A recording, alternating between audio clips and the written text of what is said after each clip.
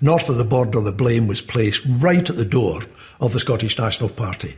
And the people were extremely bitter. And occasionally you still get the jibe, you let Thatcher in. It was a monumental miscalculation on their part. And the SNP paid a very, very heavy price for that. The great hope for Britain still rested with North Sea oil. By the time Mrs. Thatcher walked through the door, there was no longer any debate over its ownership. It was hers. And within 2 years, oil had helped the country reach an unprecedented trade surplus of over £6.5 billion. But under the new Prime Minister, the promised economic miracle proved elusive. The important thing about North Sea oil, and the lesson that we didn't really learn sufficiently in time, is that you do have to manage it, the stream of revenues coming through, or it will have all sorts of effects that you're not expecting. And the government in the 1980s didn't manage it. As Professor Macron had predicted in his report to the Scottish office in 1974, North Sea oil increased the value of the pound and increased the exchange rate. The city rejoiced as foreign capital flooded in and boosted the financial services sector. But there was a downside. A strong pound meant traditional UK manufacturing, like steel and shipbuilding, lost their competitiveness. And there was no sympathy from the government. Throughout the 1980s, there was escalating industrial unrest in Scotland as unions fought to keep jobs. Massive unemployment followed. Money that at one time was earmarked to boost industry was used to deal with the consequences of its disappearance. Looking back on it now, you can say that a large part of the oil revenues were actually used to pay for the unemployment that was created in the early 1980s. And that's not really what one would have liked to see if you look at it objectively.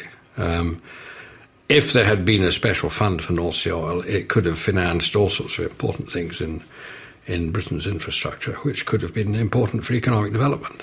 So far as Scotland was concerned, it was a double whammy. Not only did we have an unsympathetic Prime Minister who was wiping out our industry, but she was using money from Scotland's oil. For Mrs. Thatcher's political opponents, her hostility to manufacturing recalled the 1970s. For her supporters, it was another example of her making unpopular but necessary decisions. The idea you just throw money at an industry and thereby save it, I mean, nobody in their right mind thinks that is actually a good way of using resources. So the debate was about whether it is wise to plough in billions of pounds into industries that may have had their day. The days of the Scottish Labour Party being able to protect manufacturing jobs were well and truly over. What was happening to Scotland was Labour had all these MPs, Thatcher was in power, she was knocking the stuffing out of us, and yet this majority of Labour MPs couldn't do anything. You know, the sort of feeble 50, as some people call them. It was a position that the SNP gradually came round to exploiting. Nearly a decade after Mrs. Thatcher came to power, the safe Labour seat of Govan once again became a symbolic battleground. It was contested by a familiar face in Scottish politics, one whose journey had seen him embrace the party he had once fought. I had to make up my mind whether I went right into the political wilderness or the only other instrument available was the SNP, which now had an organisation that I could legitimately join without feeling that I betrayed every socialist principle I ever had. Labour are not going to win the next election, and when you saw Thatcher standing up at the Tory party conference in Blackpool with all the feet stamping and all the flags waving, shouting 10 more years, the tragedy is it looks as if the folk in England are going to put her in for 10 more years. Jim Silla's Scottish National Party, no poll tax, 14,000...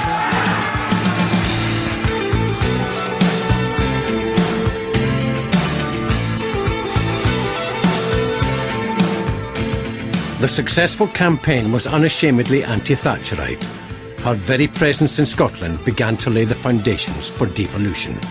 The most controversial spectator at the Scottish Cup final was to be the Prime Minister, and she was presented to both teams away from the crowd at Hampden Park. I think we all hope that we'll get a result today. And security fears about Mrs. Thatcher's attendance seemed to have been unfounded, although her arrival was greeted with boos and jeers. I mean, if we ever have a statue to someone who helped Scottish independence, it should certainly be Margaret Thatcher sitting in George Street somewhere. Because what it brought home to us was that no matter what political decision was taken north of the border, it didn't matter unless it coincided with the decision taken south of the border.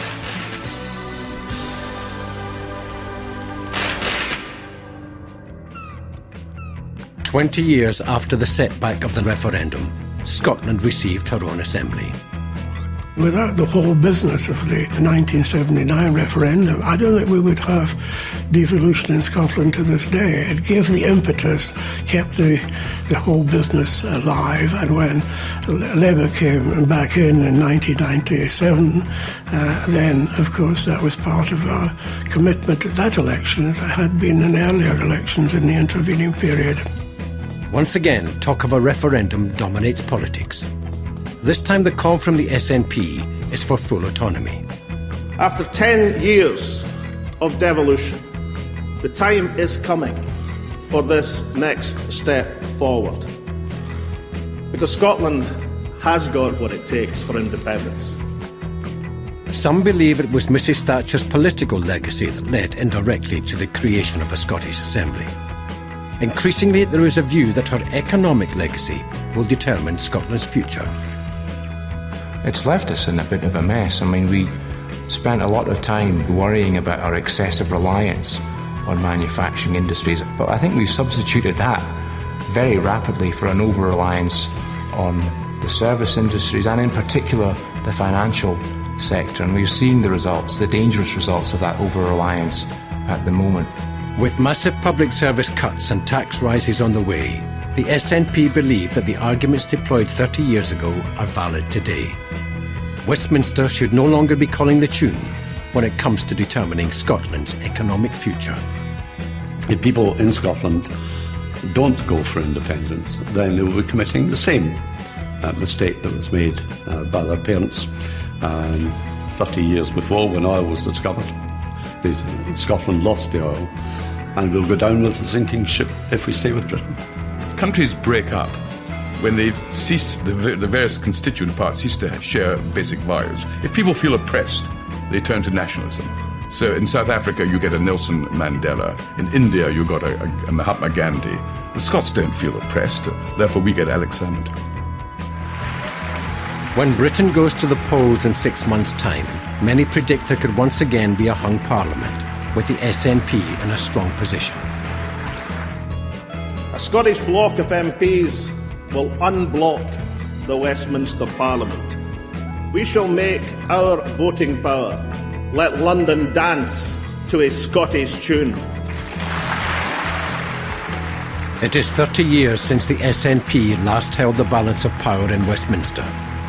But today the real battle over a referendum lies in the Scottish Parliament.